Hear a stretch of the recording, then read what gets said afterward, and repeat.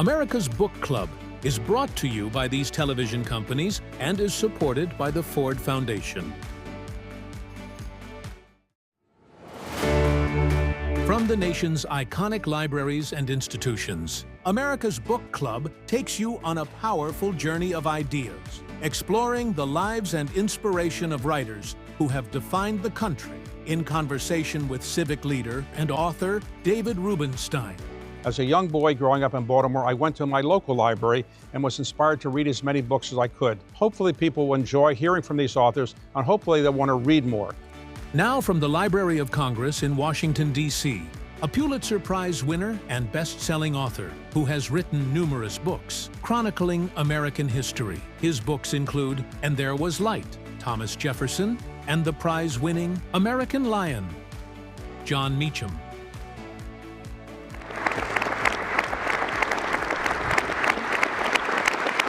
I want to thank everybody here for coming to the Library of Congress. We are in the Madison building of the Library of Congress, and as many people know, James Madison was the person who came up with the idea for creating a Library of Congress. But as you probably all know, the idea he had originally was around 1783. Congress got around to doing it in 1800. So it takes a while even then to get anything done. But we're sitting right in front of a statue of James Madison. And you've done some research on James Madison. And I think at some point you'll have a book out on James Madison. Do you think he's upset, if he's sitting in heaven watching, that we're celebrating the 250th anniversary of this country, but we're really celebrating the Declaration of Independence when the Constitution is a document we're living under? So how do you think he would feel about that? Well, I think if he's upset about that, the only other person who's more irritated is John Adams, who let Thomas Jefferson write the Declaration of Independence, urged him to do it.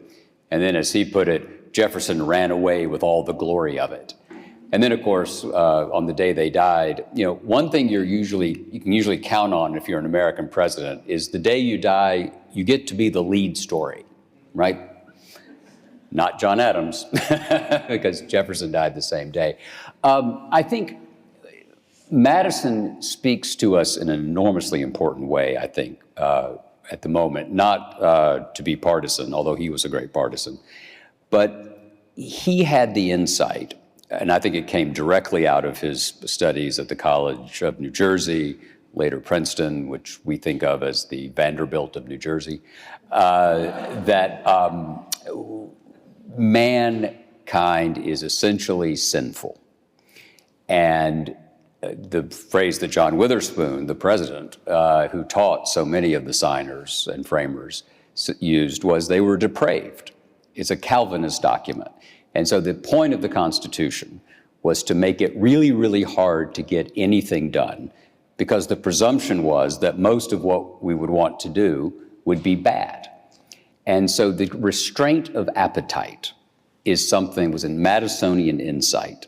And I think that is a lesson that is vividly relevant to our own time. I'd like to go through your books a moment and talk about American history. You have a new book coming out, The American Struggle, Democracy, Dissent, and the Pursuit of a More Perfect Union, time for our 250th anniversary. Before we get into that, though, I'd like to go through your background a moment. Sure. Where were you born? Chattanooga, Tennessee. And you went to school in Tennessee as a young boy? I did. I went to an Episcopal Montessori, St. Nicholas School. Episcopal Montessori is kind of redundant. I went to a nominally Presbyterian secondary school called Macaulay School. We managed to produce both Ted Turner and Pat Robertson. We got it covered. Right. And Howard Baker right in the middle. And what did your parents do? My mother taught at the school I went to, and my father had fought in Vietnam, was in the 4th Infantry Division, and came back and became a labor negotiator. And you have siblings? I do not. Neither do I. See, there's some advantage, maybe, I don't know. So, all right, so I assume you're a reasonably good student? Yeah, I was okay. And you went to college at? I did. I went to the University of the South, and there may be one or two of you who don't know it well. It's in Sewanee, Tennessee. it is best understood as a combination of Downton Abbey and Deliverance, kind of both put together.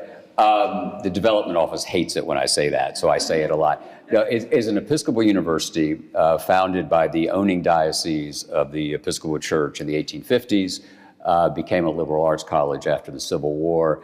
Absolutely essential to our sitting here now was the fact that I went to a college with 1,000 students at the time. There were no teaching assistants. Every class was a full professor. And the remarkable gift that those teachers gave me and my classmates is really what fed and fueled my interests. Where were you in the student newspaper or something like that? I was the editor of the newspaper. You're the editor. All right. So after you graduate, do you say, I'm going to go to New York and work for a magazine or a newspaper? What did you do right after graduating? Well, my first job was which is, I must say, going into print journalism in the late 1980s was like being the last guy at Southampton saying, let me get on the Titanic. So that wasn't the most far-seeing moment of my economic life. When I was between my first and second year in college, a man named Paul Neely, the managing editor of the Chattanooga Times, which was Adolph Ox's first newspaper. It's the paper he bought before the New York Times, still run in those days by his granddaughter, Ruth Sulzberger Hamburg. They hired me as a summer intern. And then I went back the next summer and covered the courthouse. And I will say this, I have been very lucky as a journalist and a biographer to encounter all kinds of immensely powerful people at the pinnacle of their powers, when their powers are waning, all kinds of situations in life. I've really never encountered anything that I didn't see in an embryonic form in the Hamilton County Courthouse in Tennessee. All right, so how did you go from that position to Newsweek? You later went to Newsweek, is that right? I did. So I went back to the paper after graduating for about a year and a half. Loved the newsroom. I mean, this is the old, you don't want to overly sentimentalize it, but there was a lot to sentimentalize, right? It was great fun. You know, we'd be trying to scoop when the county commission was going to be meeting. It wasn't vital stuff, but I loved it. And I had been a reader of the Washington Monthly, Charlie Peters's magazine, founded in 1969. And Charlie's method in those days was to hire 2 editors for staggered 2-year terms, pay you the princely sum, this is 1992, 93, of $10,000 a year, and work you to death. And the covenant was, at the end of the 2 years, he would do everything he could to get you hired at a place that would pay you more than $10,000 a year. And in my case, that was Newsweek. All right, so he got you an interview and you got hired at Newsweek. And did you move to New York to do that? I did. Let me tell you, my job interview at Newsweek was with Evan Thomas, whom many of you I'm sure know. And one of the vital things in my interest in nonfiction had been reading the book that Evan and Walter Isaacson did called The Wise Men in the late 1980s. And I'd been a sophomore, I think, in high school. And I had read that book when it came out. And I'd loved it so much, I then just read it a second time. And so this was to go meet Evan Thomas was this vastly important, starstruck kind of moment for me. So I go to the interview and I say, I just want to say, I read your book when I was in high school and then I read it again. And Evan said, you must have been a real loser. Well, The Wise Men is about the people who ran a U.S. foreign policy after World War II. Right. And was a well-regarded book. And Evan Thomas' grandfather was Norman Thomas, who had run for president on the Socialist Party ticket, I think, 6 times. That's right. So you're at Newsweek, and what is your beat at Newsweek? You're covering any particular area? I started out, I was a national affairs writer for about 6 months or so, and just good fortune. The job of being the national affairs editor, which in the age of Clinton was a busy beat, fell open. And I tried out for it. And really, this is not false modesty. I don't think anybody else really wanted it. So I became the national affairs editor about 6 months into my Newsweek career. How old were you? 25. 25. Okay. 25, 26 maybe. 25. Right. So you're doing that. And how long before you actually become the editor-in-chief of Newsweek? Well, I became a co-managing editor about 3 years later. And then in 2006, I became the editor. Okay, so you're the editor of Newsweek, and on the side, you're writing books. Right. Wasn't that a little hard? You're editing in Newsweek, and then you're writing books on the side? And It was therapeutic. It was sort of dork Zoloft, because it enabled me to. One of the things about weekly journalism, which now seems crazy because we all have to have an opinion every nanosecond, but there was something both exhilarating but also taxing about, and this is like talking about the Peloponnesian War now to talk about weekly news magazines, but to sort of sum up the whole world once a week. It led you into hyperbole sometimes. It led you to judgments that sometimes were right, sometimes proved wrong. And one of the things I wanted to do in my first book really was about the friendship between Roosevelt and Churchill, called Franklin and Winston. And one of the things I was curious about was one of the journalistic tropes, as we all know, is to always think that the moment you are in is the worst possible thing, right? Everything's always going to hell. And if only we could have X or Y in the past. Right. So one of the things I wanted to know was, I wonder if during World War II, people in jobs like the one I had and my colleagues had, looking at Franklin Roosevelt and Winston Churchill, had said things like, man, I wish we had Wilson and Lloyd George again. And they kind of did, right? But you're doing this, how do you have the time to do the research when you're also editing? I just didn't. This is before the internet, to some extent. It must be harder to do research. It was. I didn't waste time. And I found it to be energizing as opposed to depleting. All right. When you write a book, you do the research, and then you write. Do you write in longhand? I can't do that anymore. I had an English teacher, a man named Cleve Latham at Macaulay School, who early on taught us. In those days, you'd write your paper out in longhand, and then you'd find somebody to type it for you. He said he saw that computers were changing things. So he said, I want you to compose on the computer. And so I've been doing that really since I was 17. So when you compose on the computer and you're writing, but you still might have something called writer's block. Now, if you work at Newsweek, you never have writer's block because you got to write everything all the time. So you don't have writer's block, I assume. Exactly. No, it may not be good, but it'll be on the page. Okay. Another Evan story. Evan said the key to, when he'd grown up at Time magazine, and he said the key was always to be faster than the best writer and better than the fastest. Okay, so you did that.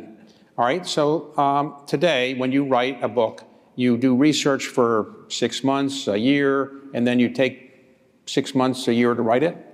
It depends on the book. So I've done two kinds of books. I've done the big biographies, and those are really more 4 to 5 year projects.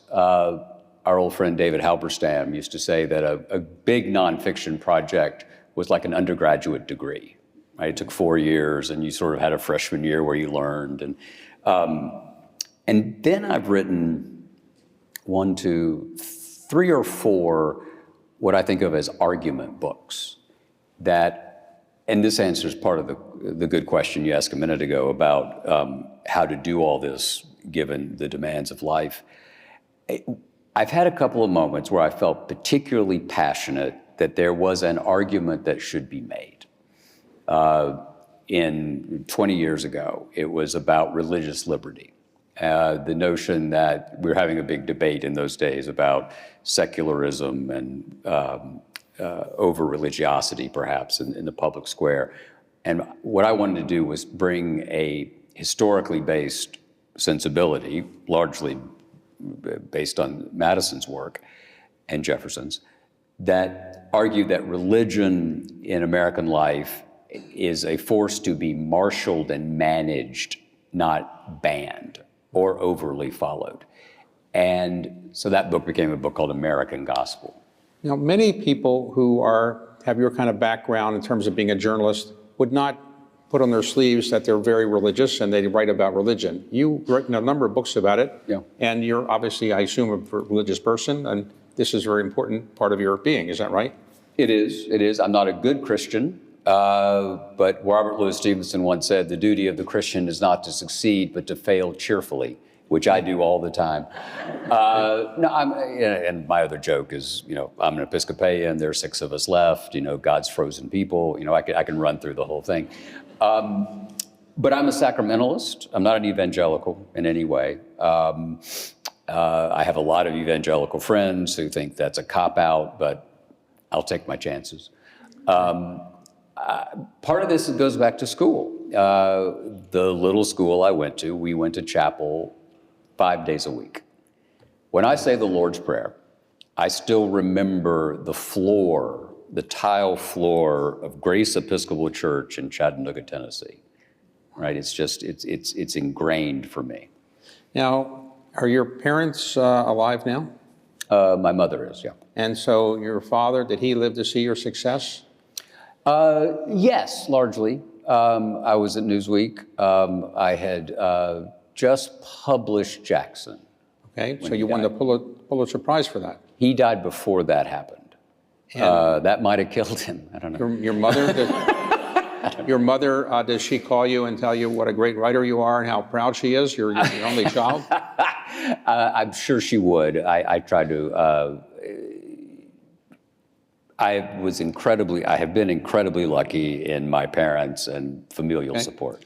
So let's talk about some of your books and go some of the key parts of it that I'm really interested in. Let's talk about the book on Winston Churchill and Franklin Roosevelt. Right. Who was playing who better? In other words, each Roosevelt was trying to get something from Churchill, yeah. Churchill was trying to get something from Roosevelt. Who got the better of the bargain? Well, it depends on the season. So that book crystallized for me when Mary Soames, Mary Churchill Soames, the Churchill's last child, who was one of the only, I don't mean to be harsh about this, but the Churchill children did not turn out spectacularly well. As Randolph Churchill himself once said, it's very hard for an acorn to grow in the shadow of a mighty oak. Right. But Mary had been born after the Churchills had lost a child named Marigold. And so she had come a little bit later. And I went to see her in London to ask her about this relationship, because she was one of the last 6 or 8, maybe 9 people I could find who had actually been in the same room with both men at the same time. And I asked her about the relationship. And she crystallized the whole thing by saying that she always thought of the French proverb, which she thought of papa and the president. In love, there's always one who kisses and one who offers the cheek. And papa was always kissing, and FDR was always offering the cheek. And that is absolutely true after Pearl Harbor and after Hitler declared war on the United States. Roosevelt owed Churchill, we all owe Churchill, nearly everything for the stand he took from the 10th of May, 1940 through the 10th, 11th of December, 1941, because he stood in the breach when we were not doing what we should have done, which was projecting force against tyranny. Now, as the war went on, it did shift. Stalin was, if you want to torture the metaphor a bit, Stalin becomes the cute girl who just moved into the neighborhood, and FDR, for political reasons, gets more interested in what Stalin wants. It broke Churchill's heart. At Tehran in 1943, at one point, imagine this happening, FDR and Stalin are teasing Churchill at dinner so harshly that the Prime Minister of Great Britain, in the midst of a world war, gets up and storms out of the room. His feelings hurt. And Stalin had to go get him and bring him back. So the emotional content of these relationships was what I wanted to write about. After you wrote that book, and it was very successful and well reviewed, you wrote a book on Andrew Jackson, Right. from your native Tennessee. And when I was younger, the Democratic Party used to have Jefferson-Jackson Day dinners because Jefferson was the hero and Jackson was the other hero of the Democratic Party. Now Jackson is verboten in the Democratic Party. Why did it change so much? He used to be a hero, and now he's not a hero. What happened? You know, it changed pretty fast. If you go, so Arthur Schlesinger Jr. Won the Pulitzer Prize in 1946 for a book called The Age of Jackson. And if you go look in the index of that book to look about issues of Native American Cherokee removal, it is not overwhelming.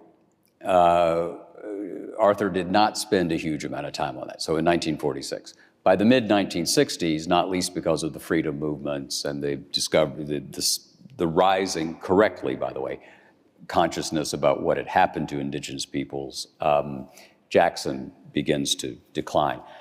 I, unsurprisingly, have a slightly different view, which is I don't believe that it's fair to put the full weight of the sins of the two original sins in American life, which is the treatment of indigenous peoples and American slavery, on one person.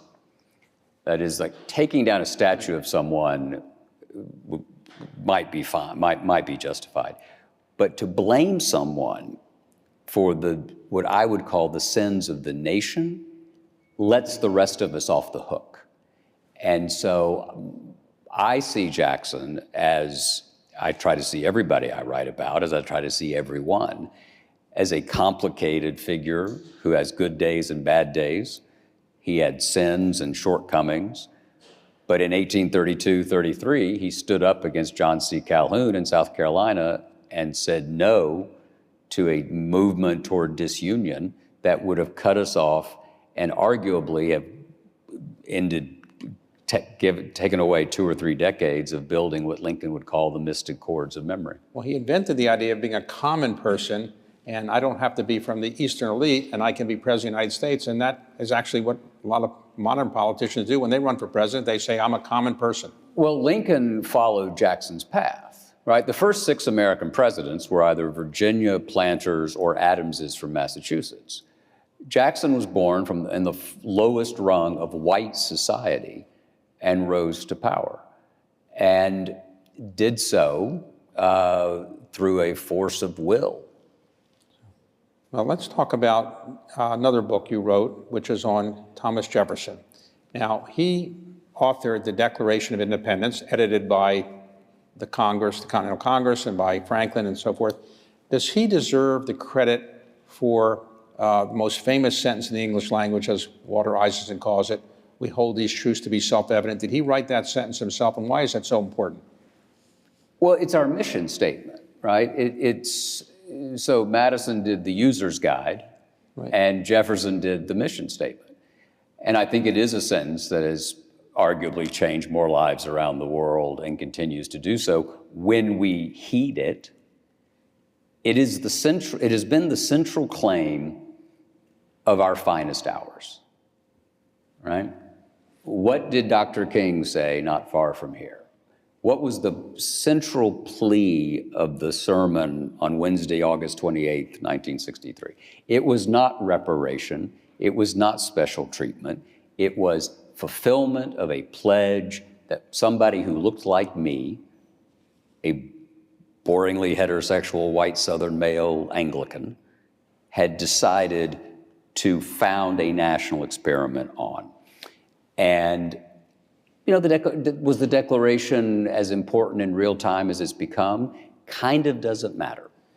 What is absolutely essential is that it was Jefferson's sentence that caught the attention of Abraham Lincoln in 1863, November, when, let's be honest, the fact that the Gettysburg Address happens in the middle of the war so late, and he was still trying to define its purposes, tells you something about the immensity and the complexity of this big, disputatious, complicated country.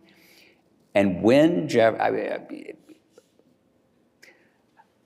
nobody ever had a better friend in politics and history and philosophy than Thomas Jefferson had in Abraham Lincoln. Well, he made him famous again. He said 407 years ago, he was referring directly to the Declaration of Independence. And think about the brilliant politics of that.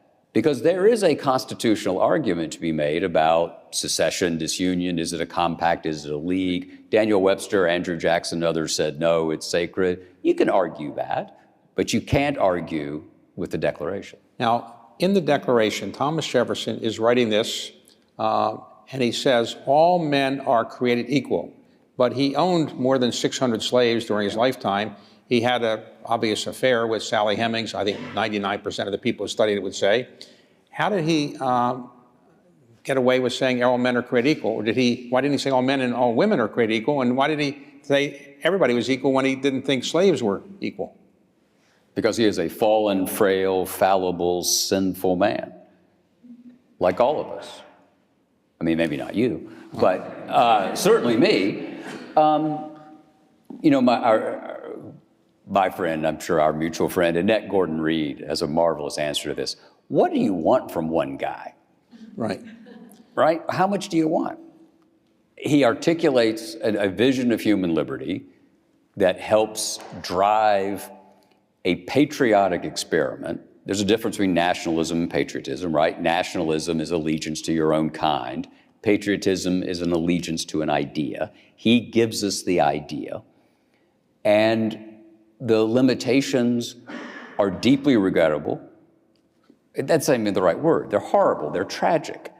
But, it's easy for me to say this. Look at me, right? Things work out for me in this country, right? But the point of the country, the point of the sentence, is that it's supposed to work out for everyone. And that's American history. So you later became very close to somebody you wrote a biography about named George Herbert Walker Bush. Now, how did you get to be close to him? I don't really know. And he gave you access to his diaries, and you wrote a book, and you became so close to him that he asked you to give his eulogy. Yeah, not gonna do it. No, just kidding. Can I tell you a quick story about two of my topics? So this tells you everything about George Herbert Walker Bush. So in 2017, the incumbent president, then incumbent president, President Trump, was coming down to Nashville, where I live, to the Hermitage, to Jackson's house, to sort of embrace Andrew Jackson. And I wrote an open letter to the president saying, if you're going to embrace Andrew Jackson, don't just embrace the crazy parts, right?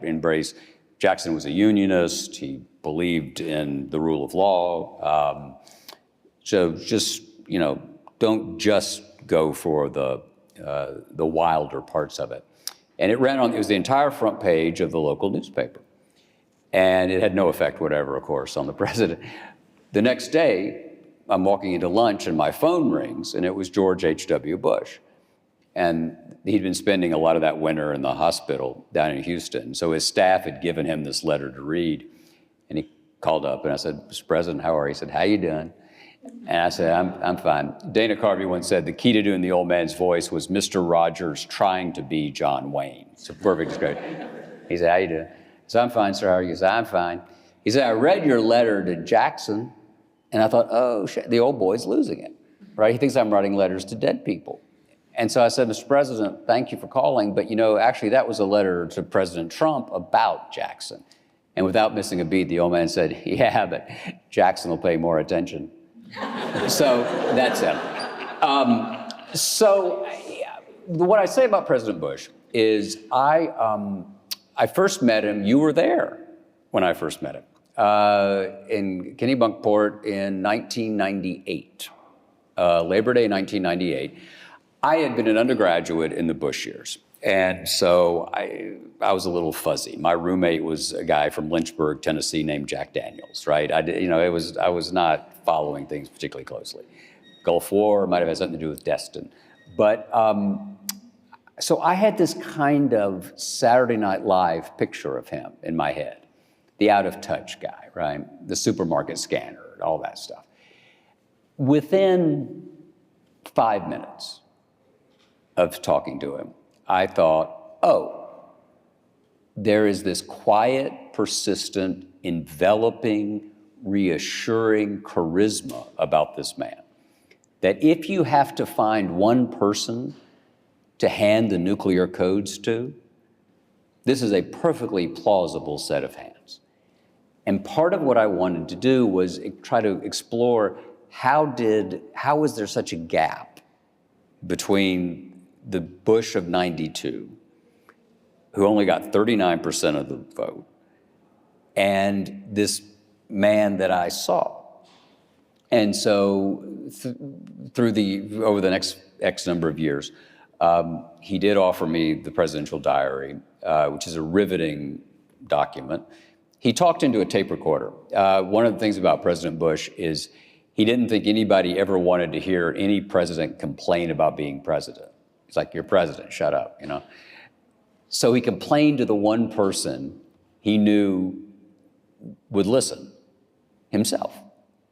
He just did a kind of self-therapy. And so we had these tapes several times a week, all 4 years. Mrs. Bush let me read her diary, which had been a diary since 1948. The only condition on it was I had to, because it had some family stuff, I had to clear with her anything I quoted from her diary. And I took her maybe 60 pages of proposed excerpts. And I'll never forget, we were sitting there and she was reading it and turning the pages. And she said at one point, I was an opinionated 32-year-old. Yes, ma'am. Some things don't change. There were no conditions. I could write it as I saw it. There were parts of it they didn't like. So what I sometimes think of is, the way to put it is, I didn't fall in love with George Bush, but I came to love him because he was a flawed, ambitious, George Bush would cut your throat for a vote, but he'd be the first guy to call 911, right? I mean, that was the tension. And I saw in him the best that I think we, in many ways, can hope for in a fallen world. Now, you wrote a book about Lincoln, and in that book you pointed out that Lincoln was much more influenced by religion than people normally would think. I think so, yeah. And in your judgment, was Lincoln our greatest president? Yes, I think so. I think more so than Washington. I think we've debated this before. Washington got it going, so all for that. In many ways, Madison, Madison sort of gave up on trying to really define the presidency, partly because he knew Washington was going to be the president. That's how they kind of got Article 2 in. It was like, all right, Washington will do it. He won't screw it up. That may be a direct quote, but you know what I mean.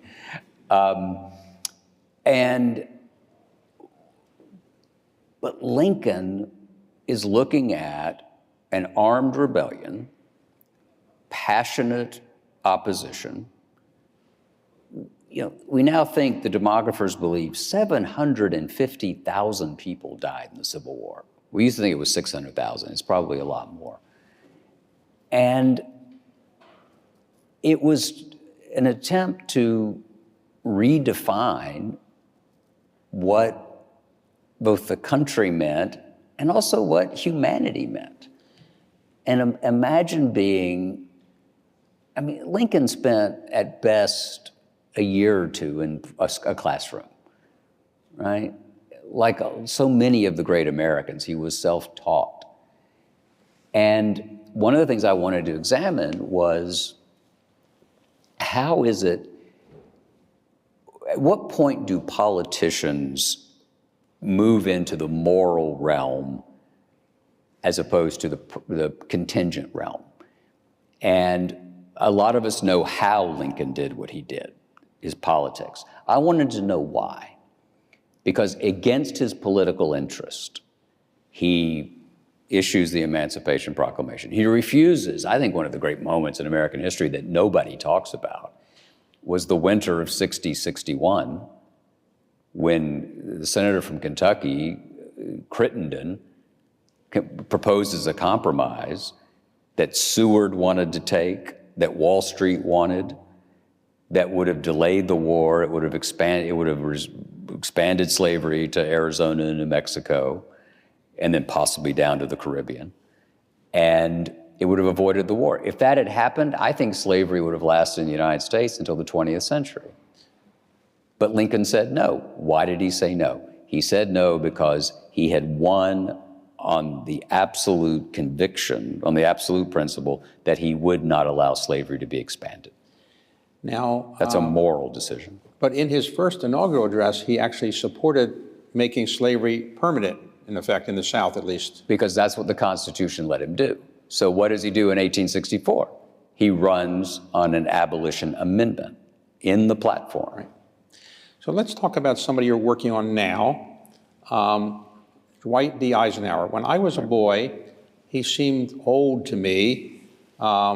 I looked it up. He was 62 years old, a teenager. I'd love to have a 62-year-old president. Terrible. It's a terrible game to start playing, right. David. So he left the presidency when he was 69, 70. Yep. What attracted you to want to spend now a couple years, I guess, on Eisenhower? And when will your book come out on Eisenhower? It'll be sometime in 27. So Eisenhower, to my mind, is the central architect of the world that we lived in from 52 until 2017, and which so many people see as the normal. And bear with me, here's why. I think one way to think about 1932 until 2017 is that American life and politics was a figurative debate, a figurative conversation, not literal, but figurative, between Franklin Roosevelt and Ronald Reagan, right? So there were two central questions. What's the relative role of the state in the marketplace? And what's the relative projection of force against commonly agreed upon foes and rivals, right? You could argue about how to oppose Moscow, but everybody wanted to oppose Moscow, right? That was a consensus. Without Eisenhower stepping in when he steps in, a couple of things could have happened. The Republican Party of 1952 was not devoted to European security. The reason Eisenhower ran for president, and this is not overly sentimental, was because Robert Taft would not commit to supporting NATO. And it was beyond Eisenhower's moral imagination to have presided over a war where hundreds of thousands of men had died at his command, and then allow a third world war to develop. That's one. Two is he believed that he was a true conservative in the sense that you acknowledge reality as you find it. He did not believe that any party could undo the basic structure of the New Deal. You could manage it, you could contain it, but you couldn't blow it up. So he strengthens Social Security. So he creates, I don't think there was a consensus in the post-war era that was all right or all left. I think it was this consensus world that Eisenhower helped create. Now, at 52 years of age, he's a colonel. Yeah. He didn't have combat in World War I. Nope. How does he go from being a colonel at 52, his highest position was really being an assistant to Douglas MacArthur. Yeah. How does he get to be the Supreme Allied Commander? How did he do that? So here's a name you don't know. Charles Bundy. Charles Bundy, we could be talking about him. He was the military officer that George Marshall had tapped to come to Washington, run war plans in the late 41 into 42, to then go to Europe and begin to be the supreme commander. Charles Bundy died in a plane crash in late 1941. Marshall had kept a small black book of officers who had been highly recommended to him. A general named Fox Connor had been an immensely important mentor to George Patton, to George Marshall, and to Dwight Eisenhower. Connor had spent a lot of time telling George Marshall, if you ever get in a jam, Dwight Eisenhower can get you out of it. Eisenhower is taking a nap on Pearl Harbor Day at Fort Sam Houston. The phone rings. He is in Washington within 2 or 3 days. Marshall looks at him. He says, what should be our general line of action? Instead of popping off, Eisenhower says, can I have a few hours to write it down? That immensely impresses Marshall because most people just want to look smart by talking. He smokes some of the 4 packs of cigarettes a day that Eisenhower smoked for years, writes out the general line of action, gives it to Marshall. Marshall says, I agree, implement it. Now, Marshall was expected to be the Supreme Allied Commander. Yes. And how did Roosevelt decide to pass over Marshall and give it to Eisenhower? Well, so Marshall wouldn't ask for it. Very stoic, right? If he'd asked for it, he would have gotten it. So Eisenhower runs the North African campaign. Overlord is taking shape, the cross-channel invasion. And Marshall wants to do it because you want to be Grant, you don't want to be Halleck, right? Halleck was the Army Chief of Staff. But Marshall wouldn't ask, so FDR had to make the decision, and they were going to switch jobs, right? Eisenhower was going to come back and be Army Chief of Staff. There was pressure from the other chiefs of staff. This is still a global war. Marshall knows what's going on in the Pacific. Marshall is where he should be. Let Ike do this. So we're going to celebrate, and we are celebrating this year, the 250th anniversary, which is marking really the Declaration of Independence, I guess, more than the Constitution. And you have a new book that I mentioned earlier, American Struggle, Democracy, Dissent, and the Pursuit of a More Perfect Union. What's in this book that people should read? Well, all of it, David. Mainly because there's very little of me. So this is an altruistic point. This is a symphony of voices, often cacophonous. These are first-person accounts. We start with the first summons to popular government in Virginia, in Jamestown, all the way through Vice President Vance's acceptance speech at the Republican National Convention last year. What I wanted to do was show that the arguments that confront us now are not new, but just because something's happened before and things have basically worked out doesn't mean that it will always work out unless we work at it. And this is the account, whether you're Frederick Douglass, in a way in juxtaposition with Alexander Stephens. Just quote those quickly. So Frederick Douglass says in 1852 in Rochester, New York, and imagine what it took for a black man born into enslavement in 1852 to say, I, for one, do not despair of the Republic. The fiat of the Almighty, let there be light, has not yet spent its force. Imagine what that takes, the faith in the glorious liberty document, which is what he called the Constitution. And then in 1861, you have Alexander Stephens, the Vice President of the Confederacy, who had served in the House with Lincoln from Georgia, says the cornerstone of the new government is the principle of the perennial subordination of the black to the white. So this is all who we are. This notion that we are all good or are all bad doesn't track for me with history. And here's an account in the voices of the people who stood in the breach for good and for ill, who did either win or lose for a given period of time. Now, the most important documents in our country have historically been the Constitution, Declaration of Independence, Bill of Rights, part of the Constitution. Yeah. What would you say is the most important document other than those three documents? Would it be the Emancipation Proclamation, 13th Amendment? What would you say is the most important historic document other than the Constitution and Declaration? That's a great question. I would argue, yes, 13th, 14th, and 15th Amendments. I would throw in Andrew Jackson's proclamation on nullification, December 10th, 1832, where he argued that the Constitution created a nation that was not a league, but a compact, so that it sets up Lincoln's argument.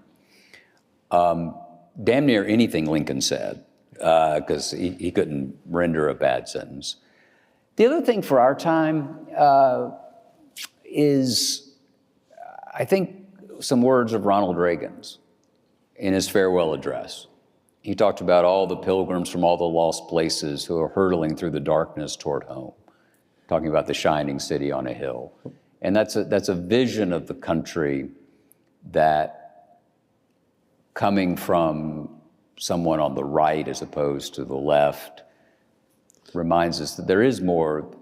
If we think this through, there's more that holds us together than should drive us apart. Most important presidential speech ever given, in your view, which speech? I think it was, this might be surprising, I think it was Lyndon Johnson in March of 1965, "We Shall Overcome." I think having a president from Texas in the wake of Bloody Sunday, speech written by Richard Goodwin, in which he says, "I speak tonight for the dignity of man and the destiny of democracy." There are moments where history and fate meet and form a deciding turning point in man's unending search for freedom. So it was at Lexington and Concord, so it was at Appomattox, so it was last week at Selma, Alabama. For a non-president, what speech would you say is the most important speech given by a non-president in our country's history?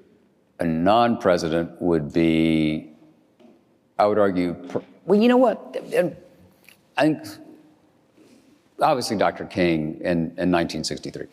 But I would make another nomination, which is, and I recommend everybody go look at this, it's in the book, is Frederick Douglass's eulogy for Abraham Lincoln in 1876, dedicating the Freedmen's Monument, not far from where we're sitting, where he says, Frederick Douglass says, it's one of the best meditations on both biography and history and morality. He says that Abraham Lincoln was preeminently the white man's president. By some standards to us, he was tardy, cold, and indifferent. But still, this man and moment met and led to the liberation of my people. And it's a reminder that you don't have to get everything right. Let's just get the one big thing right. Now, when people talk about great inaugural addresses, people would cite Lincoln's second inaugural, and you have that in here. Yep. FDR's first inaugural. We only have nothing to fear but fear itself. But the other one I always thought was a great one you don't have in here, which is John Kennedy's inaugural address from 1961. Yeah. I'm curious why you don't have that. I think that it suffuses that, the generation, obviously. It's a Cold War speech, right? In fact, he explicitly sort of had them take out domestic policy. My favorite thing about President Kennedy in writing is when he said that there's a reason Profiles in Courage was short and one volume. There's not a lot of it. Right. So How are you going to celebrate the 250th anniversary? You're going to be making speeches on July the 4th somewhere. Is it in Tennessee? What are you going to do? I'm going to just hope that we get to 251. Well, we'll probably get there. But so are you, I assume you're going to be booked up around the country for most of this year because of this book and other things you've written? I'm honored that people want to think that I have something to say. Honestly, it's not false modesty. I'm incredibly lucky. I mean, well, I was born a citizen of the United States of America. I think that both my grandfathers fought in the Second World War. My father, as I mentioned, fought in Vietnam. I grew up in the shadow of the civil rights movement. And one of those things, if I may, that these stories matter so much is, if you think about if you were born, as my children have been, in the 21st century, there's not a lot of positive examples of what the public sector can do, right? We start with September 11th, weapons of mass destruction, the failure of intelligence there, the Great Recession, the rise of illiberalism, COVID, January 6th, the long Iraq and Afghan wars, and also something that I don't think gets enough attention, the fact that because of the rise of school shootings, we've taught an entire couple of generations now that we can't keep them safe in one of the two places they're most supposed to be safe: your home, your classroom, your church, right? And so we actually train them for the worst that can happen. And so why would you think, oh, that these institutions can protect me? That's why I think these stories matter so much. Now, final question. If you could have dinner with any of the people you've written about, let's say Andrew Jackson, James Madison, Thomas Jefferson, Abraham Lincoln, FDR, and you had a chance to ask one question of any of these people, and you had at the beginning of the dinner, what is the one question you want to ask the person that you have written about and you have never gotten the answer to? I think it would be Lincoln, and I would say, did you really have to go to the theater that night?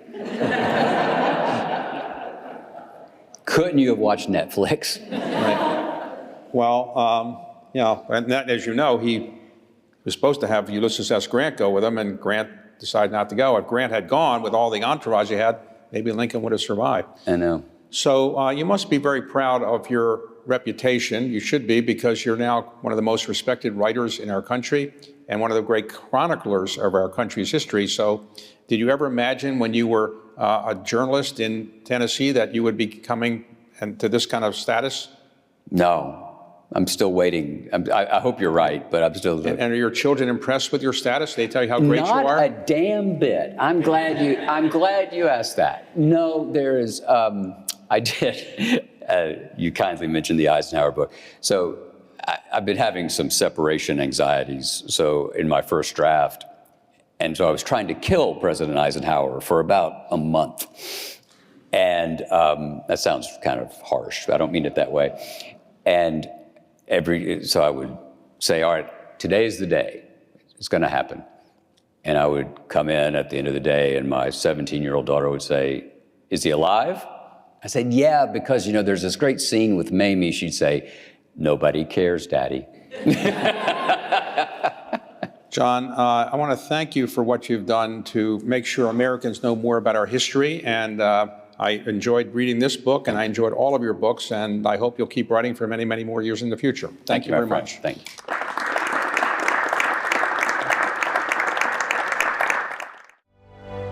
After the interview, David Rubenstein and Jon Meacham toured the David M. Rubenstein Gallery at the Library of Congress, featuring artifacts from the library's collection. These are the contents of Lincoln's... Lincoln's pockets. Right.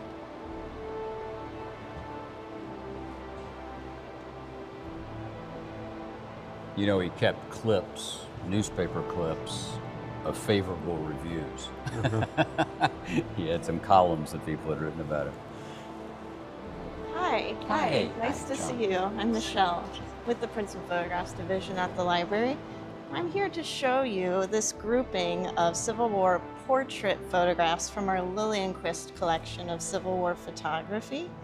And what this group is really demonstrating is how photographs really came to play an important and intimate role in rituals of mourning and death during the Civil War. This happens for two different reasons. One is that the medium of photography is changing. You get what's called the tintype, which is what most of these are, which is a very durable and easily produced, and most importantly, affordable way to produce portraits. So they're on really thin sheets of iron with a black lacquer on top. The second thing, of course, is the war itself. So before the war, you have rituals of the good death, where the idea is you die at home, surrounded by your family. And of course, during the war, that's not happening for thousands of people. So what happens is these portraits come to be almost like bodily surrogates for our loved ones who have gone away and not come back. So if you look in really closely here, you can see this woman is actually holding something.